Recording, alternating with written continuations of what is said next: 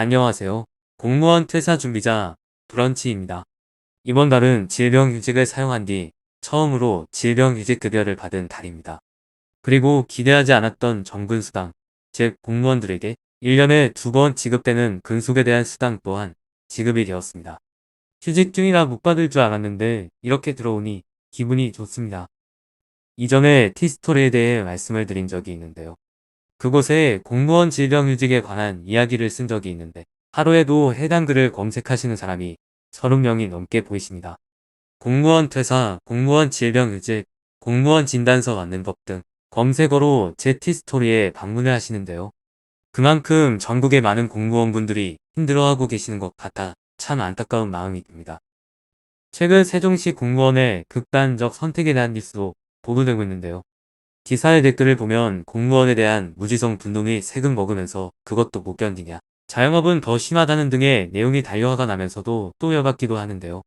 왜 이렇게 외부 사람들이 바라보는 공무원에 대한 시선이 안 좋아졌는지 참 답답하고 짜증이 나기도 합니다. 서두에 질병휴직 급여를 보셔서 알겠지만 저희 공무원들은 정말 박봉으로 생활하고 있습니다. 여기서는 제발 누가 시켜서 공무원 하니? 너 그만두면 할 사람 줄 섰다라는 논리는 빼고 들어주시길 바랍니다. 그런 논리라면 공무원을 포함한 모든 노동자들은 자신의 고객들이나 사업주에게 부당한 상황에서 무조건적으로 충성하며 단 하나의 불만도 말할 수 없을 테니까요. 공무원 생활을 하면서 직장 동료들을 보면서 느낀 점이 있는데요. 바로 다수의 공무원이 평생 모범생으로 살아와서 남에게 싫은 소리를 잘 못한다는 점입니다. 유년 시절에는 부모님 말씀을 잘 들었고 학창 시절에는 선생님 말씀을 잘 들었으며 직장인이 될 무렵에는 사회에서 좋은 직업이 공무원이라는 말을 잘 듣고 살아온 경우가 많아 보였는데요. 인생 전체적으로 외부 환경을 수용하는 방향으로 살아오다 보니 갈등 상황이 생겼을 때 해결하는 방법을 모르는 경우가 많이 보였습니다. 제가 근무하던 역 기자체에서는 20대 사회복지 공무원이 입사한 지 얼마 되지 않아 주거하던 아파트에서 투신을 했던 일이 있었는데요. 다행히 그 공무원은 무사히 회복해서 잘 살아가고 있습니다.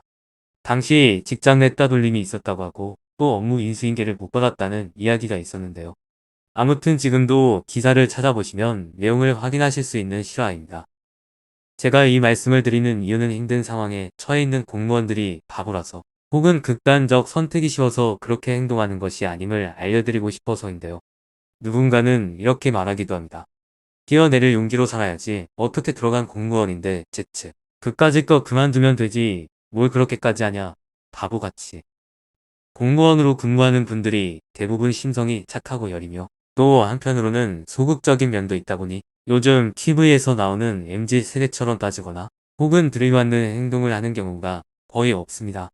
참 안타깝게도 이렇게 약한 사람들을 또 잘 알고 괴롭히는 악질적인 인간들이 동료나 팀장, 과장으로 오랫동안 잘 근무하는데요. 본인은 남들에게 막말하고 하고 싶은 대로 행동을 하니 별 스트레스 없이 공직 생활을 이어나가지만 마음이 여리고 심성이 착한 공직자들은 이런 사람들과 생기는 갈등 상황이 너무 괴롭고 다 포기하고 싶은 심정이 되어버립니다. 그러다 보니 자꾸 신규 공무원들이 입사 6개월도 되지 않아 퇴사하게 되거나 혹은 극단적인 선택을 하게 되는 경우가 종종 발생하고 있습니다. 이렇게 사라지는 공무원들이 그냥 세금 먹고 휴대폰 보고 놀고 먹는 그런 세금충일까요? 아닙니다. 바로 저와 여러분 그리고 우리의 소중한 친구이자 딸, 아들이며 눈에 넣어도 아프지 않은 귀한 자식입니다. 그런데 공무원의 정신 상태가 안 좋다느니 예전에는 더한 어려움도 이겨냈다느니 악담을 퍼붓다니요. 인터넷 공간이라고 아무 말이나 하는데 정말 이해할 수 없는 사람이 많습니다. 그리고 공무원들은 의원면직, 즉 퇴사를 하고 나면 진로를 정하기가 어렵습니다.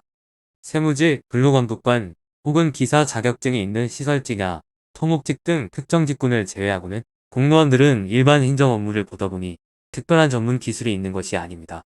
그래서 악성 민원에 2달, 3달 내내 시달리더라도 그리고 월급이 6만 원이 채 안 되더라도 또 주변 동료들이 괴롭히고 힘들게 해도 쉽게 그만둘 수가 없는 것입니다. 힘들게 공부해서 합격했는데 박봉에 업무도 빡세고 악성 민원을 겪고 나면 누구나 멘탈이 털릴 수밖에 없는 것이 일반 공무원인데요.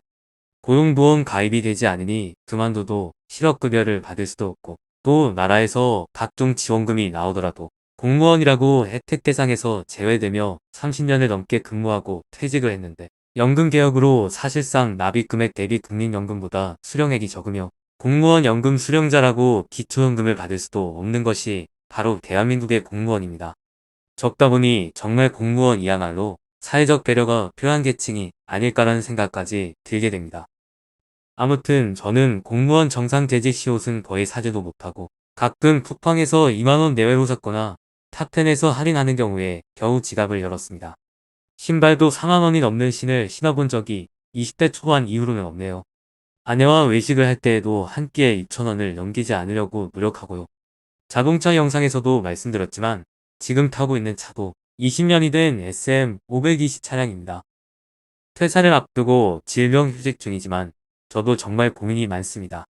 제가 좋아하는 청소 일을 업으로 삼아서 해볼까? 아니면 자격증 시험을 쳐서 개업을 해봐야 이도 저도 안 되다가 설마 복직을 하게 될까봐 두렵기도 합니다. 앞일을 예단할 수는 없겠지만 저는 결단코 다시는 네버 에버 절대 공무원으로 다시 돌아가고 싶지는 않으니까요. 그래서 이렇게 유튜브도 해보고 티스토리도 해보고 또 개인적으로 자격증 공부도 하면서 살아갈 방법을 휴직 중에 꼭 찾아보려고 노력 중입니다. 이야기가 길어졌네요. 오늘도 시청해주셔서 감사합니다.